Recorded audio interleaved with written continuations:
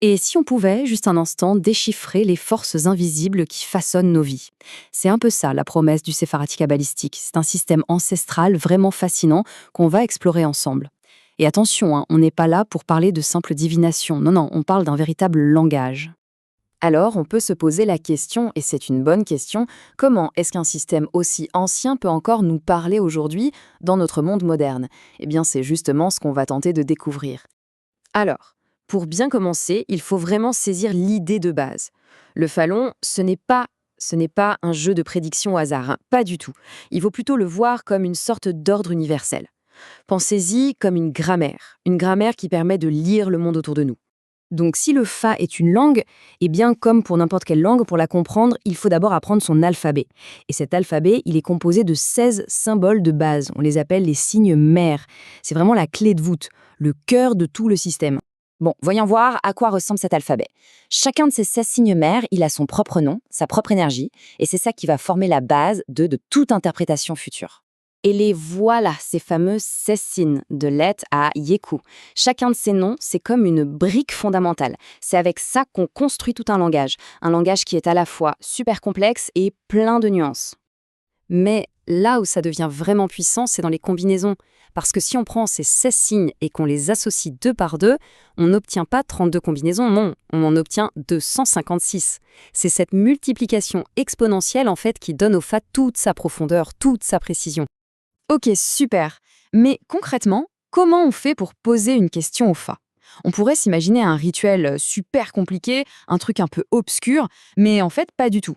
Le processus est étonnamment simple et très très méthodique. Alors tout part d'une question, une question qu'on se pose intérieurement. Ensuite, le processus est simple, en 4 étapes. D'abord on se concentre, puis on trace des lignes. C'est ce qui va, en quelque sorte, matérialiser la question. De là, un premier signe est révélé. Et on répète pour avoir un deuxième signe qui va donner le contexte, la maison de l'interprétation.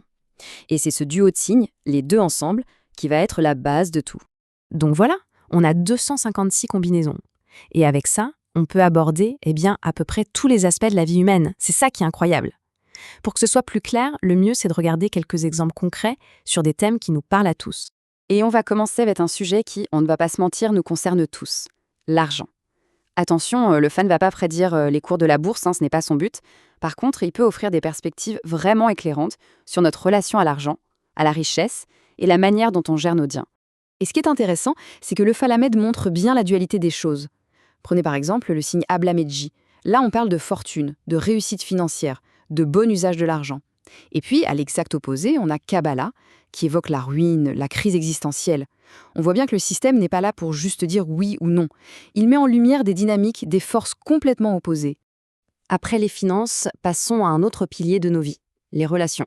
Et quand on dit relations, c'est au sens large, hein. Ça peut être l'amour bien sûr, mais aussi les partenariats professionnels, les associations. C'est un domaine où le Fa a énormément de choses à dire sur la complexité des liens humains. Regardez par exemple le signe Trumkimka. Il symbolise des partenaires, des associés qui sont fidèles, sérieux, solides. Et de l'autre côté du spectre, on a GBK, qui lui met en garde. Il parle de difficultés, d'opposition avec les partenaires, qui peuvent même mener à une séparation. Encore une fois, le faux agit vraiment comme un miroir. Il reflète la complexité de nos relations. Et bien sûr, on ne peut pas parler de la vie sans parler de la famille, du foyer, de nos racines, de notre héritage. Le Fa plonge aussi au cœur de ses fondations, de ce qui fait notre identité, notre rapport à la famille et à tout ce qui nous a été transmis. Et là encore, on retrouve cette dualité. D'un côté, le signe Trukiminji, qui peut représenter une famille heureuse, prospère, un patrimoine solide, et de l'autre, Gudafobatrongpin, qui peut au contraire signaler une famille désunie, des problèmes de propriété, un héritage qui part en fumée.